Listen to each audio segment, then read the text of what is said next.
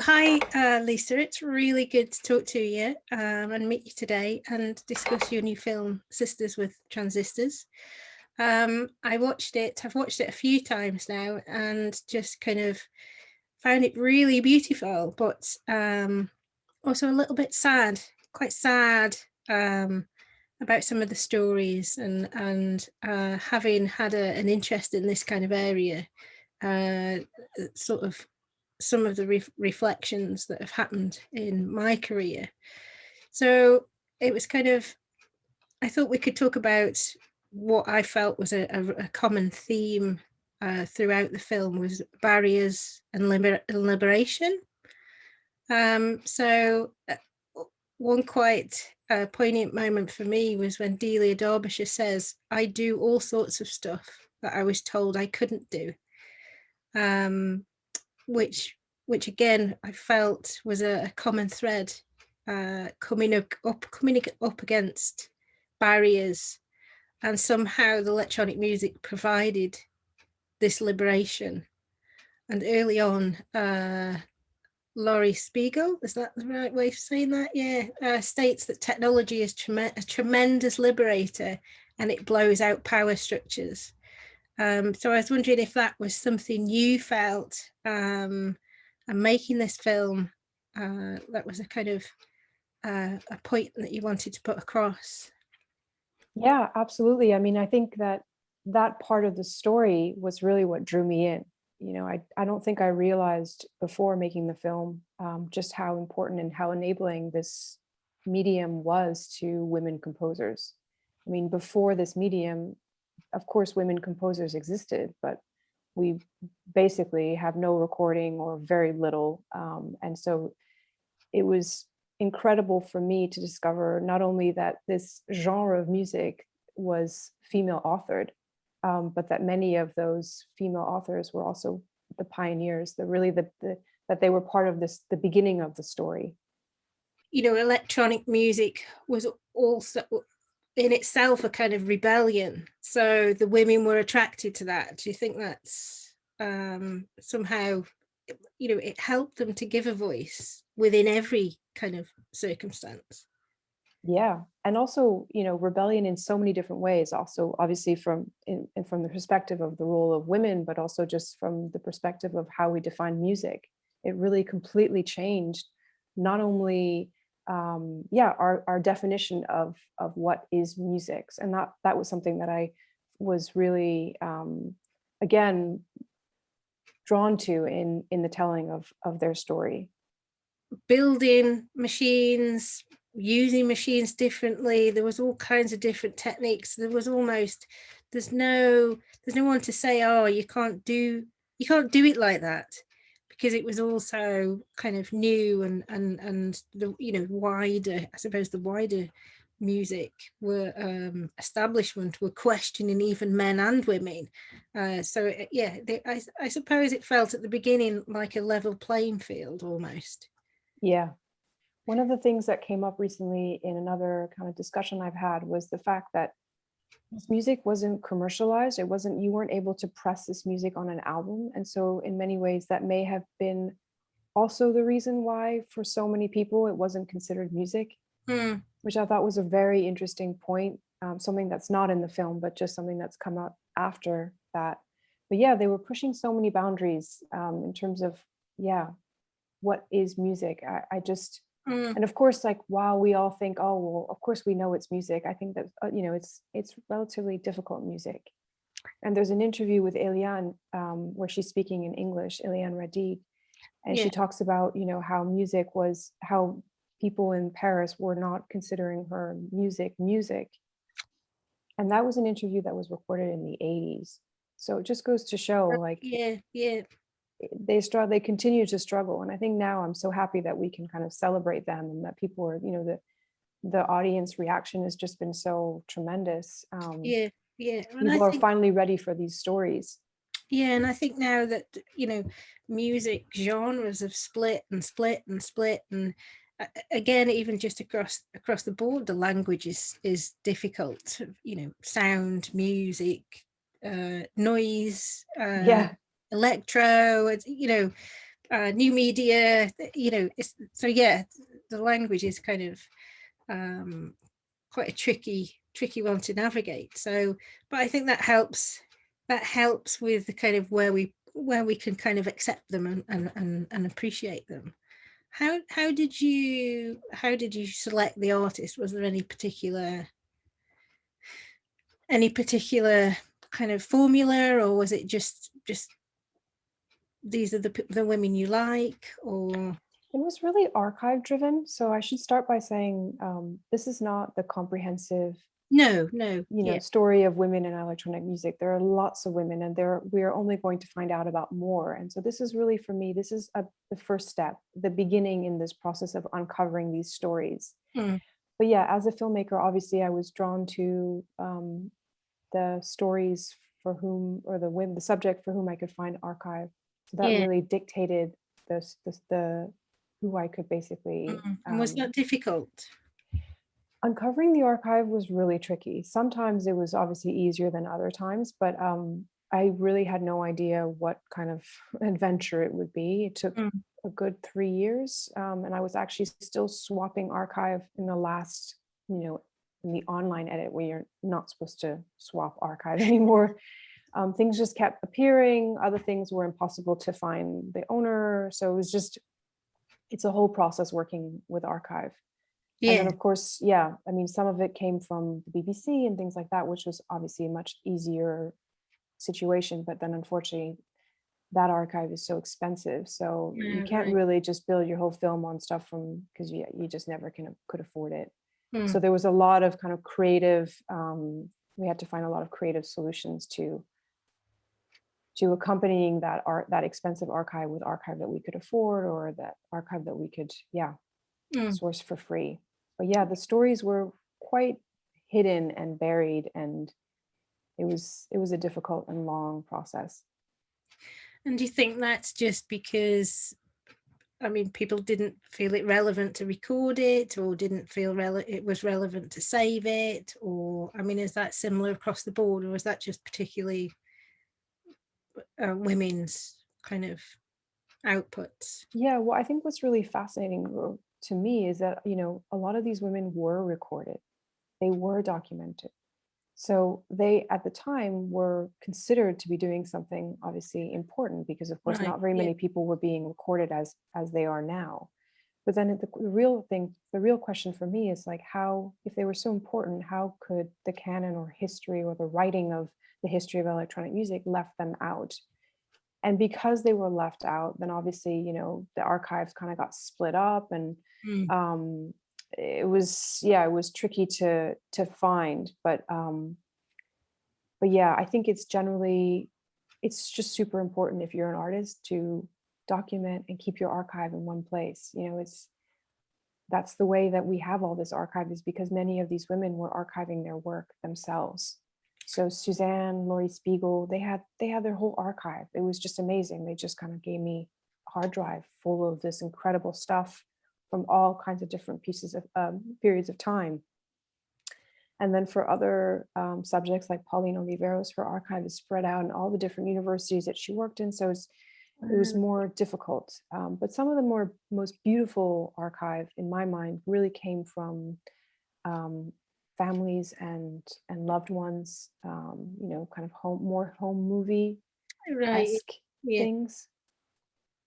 Going back to the idea of giving women a voice, and the idea that it provides some kind of mystery, I think that goes back to almost a kind of a rebellious thing. And this is kind of, this is almost where I fit in this niche. So there was an element of mystery. And I do like this, it transcends power, and it gives women the tools to speak to an audience. People came in and listened, and I think that was, that's a difficult task. But I think with sound, it has this kind of mystery feeling for people within a kind of space, and kind of can take you anywhere. And then I also liked referencing that the machines can project their thoughts. I'm just, again, it's kind of such a reference to you. This is my voice through this machine, because maybe you're not listening to my voice in the physical kind of work. Well, there's something very interesting about how electronic music amplifies, right? That's what it does. It's like amplifies sound and energy and electricity. And so, yeah, there's something very beautiful about what you're saying, and how, these voices, I mean, the history of women is a history of silence. That's something that the film starts with. And it's actually was kind of riffed from an essay by Rebecca Solnit, who's a feminist environmentalist thinker and writer. And it's an essay she wrote about, that like half of mankind has been kind of erased from history. And so for me, in the construction of the film, it became really important that the women tell their own stories, that we hear their voices. And so generally in a music documentary, you'll often have like, experts kind of weighing in, and you very rarely hear the actual person. You'll have somebody saying to you, oh, she's really important because she influenced so-and-so. Well, in this case, I really wanted people to discover their importance through their brilliance, through their own voice, through their own projection, through their own description of what, their own stories and what they were inspired by.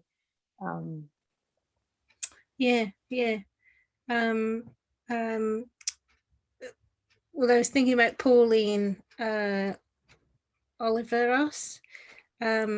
She was saying that when she was sitting at home, her dad would be playing with the radio, and she liked it when the white noise came on, when he was flicking the channels. Again, she was drawn between she called it the between sounds. Again, I was thinking it was referencing mystery, and almost, she felt that in between herself. She was the in between sound, I thought, which was quite a kind of poignant moment. That feeling of in between is quite, I suppose, not so much oppressive, but you have to find a way of getting in between that. And I think she maybe did that with her sound. I mean, the in between can also be quite freeing, right? Because you're not, I mean, I guess you're limited by what's the two things that you're in between, but I mean, white noise is such an open sound, it's not, it's up to you to create the story within that sound. I saw recently that kind of when composers and theatres are going to start taking on new musicians, they've started to do blind auditions, and there's already become a kind of 50% increase in women being employed as part of an orchestra. So again, I thought that was, it baffles me sometimes why this has not been done before. How, why has it taken us this long, do you think?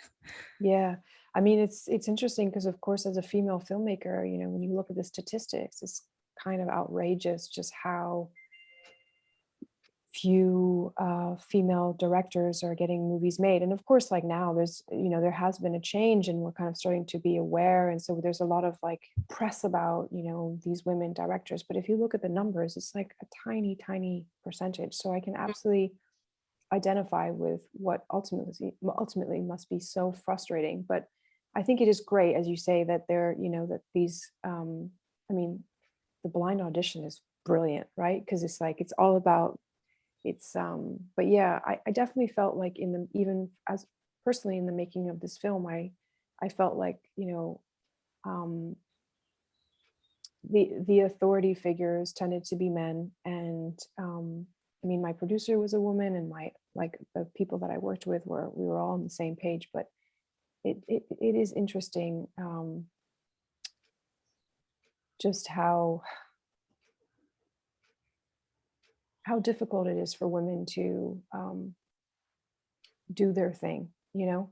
I think about even my own career, like as a young person, I didn't really think of myself as a director, you know. I thought of myself as a muse, or as a, you know, somebody that would inspire somebody else to make things. I didn't think of myself as a maker. And it's Right. only as I've gotten older that I've kind of started to, yeah, take my own space and amplify my own ideas and my own visions. But I think, yeah, we have a long way to go. And of course, like, it's not just a woman's story, it's like a everything story, you know. It's we really need to rethink everything. I think this is a perfect time to kind of rethink everything. Yeah, yeah. Yeah, I mean, it's I suppose women in the widest definition needs to be explored.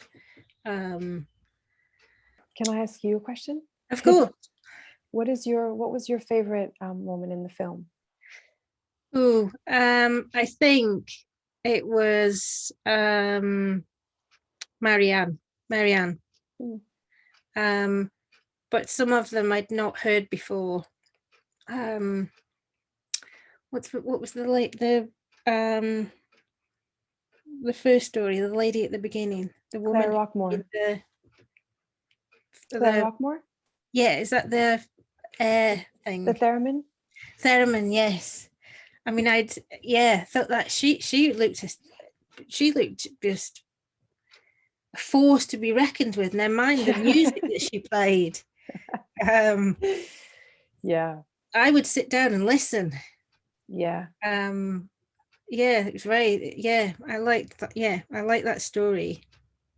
Yeah, and that archive of that comes from her family, you know, of her and her sisters in New York, that black and white.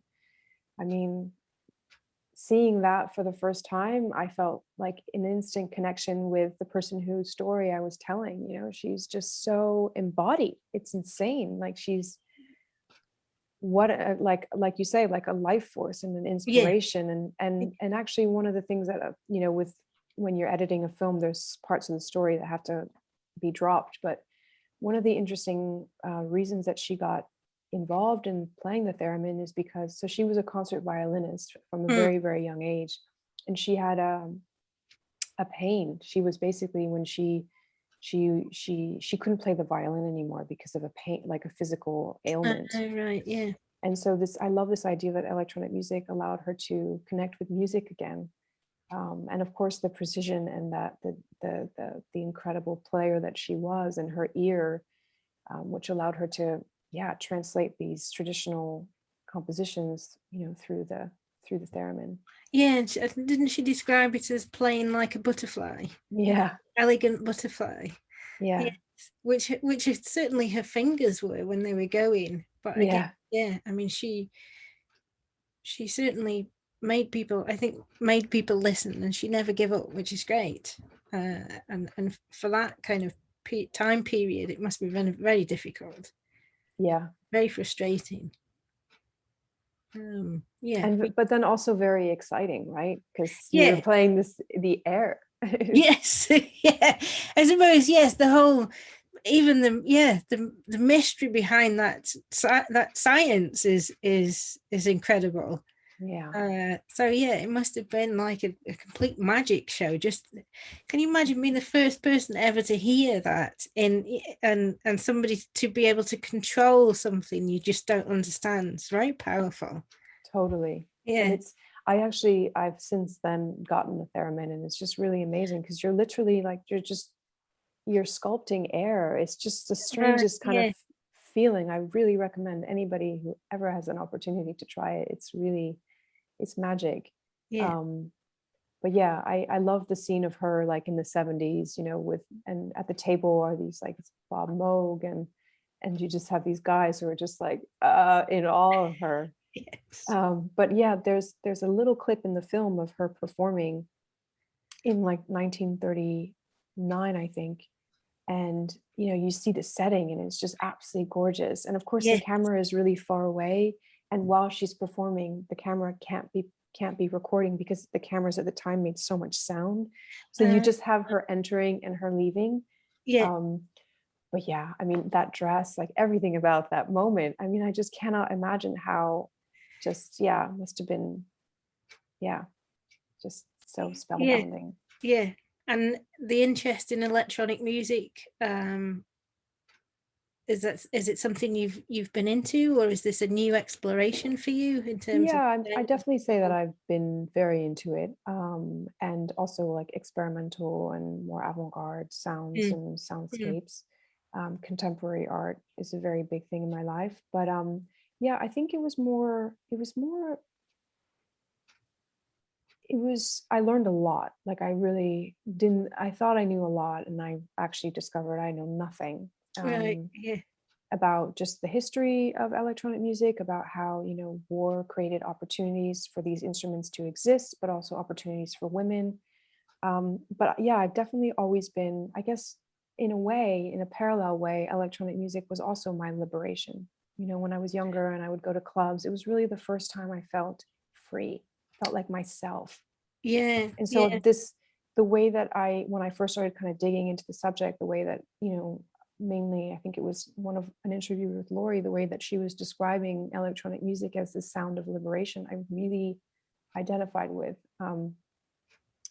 But yeah, so definitely always been into music, electronic music as well. But yeah, learned a lot about, I guess what I love about these women is just that it's more than just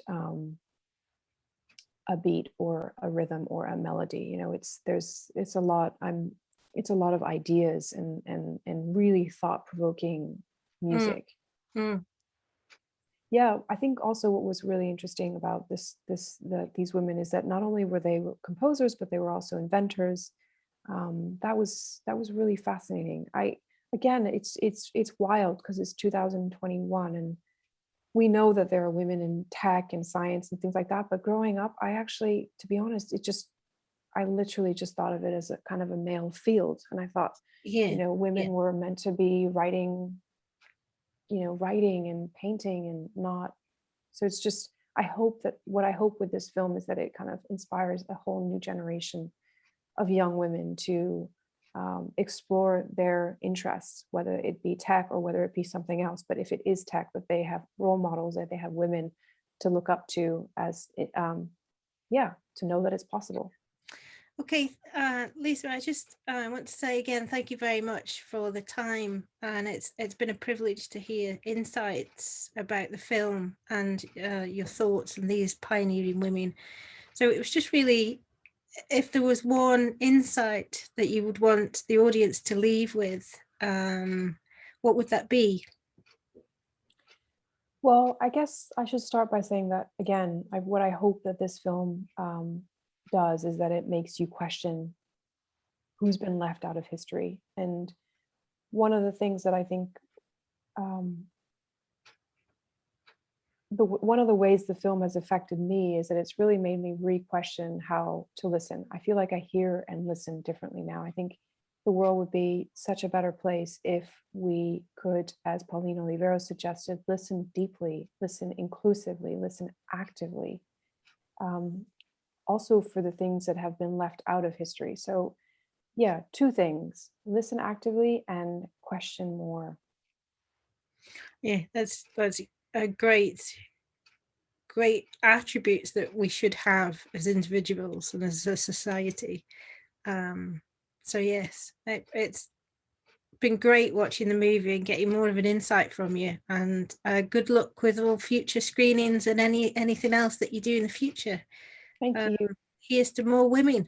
Yes. Thank you. It's been a You. real pleasure. Thank you so much for your questions. Thank you. Bye.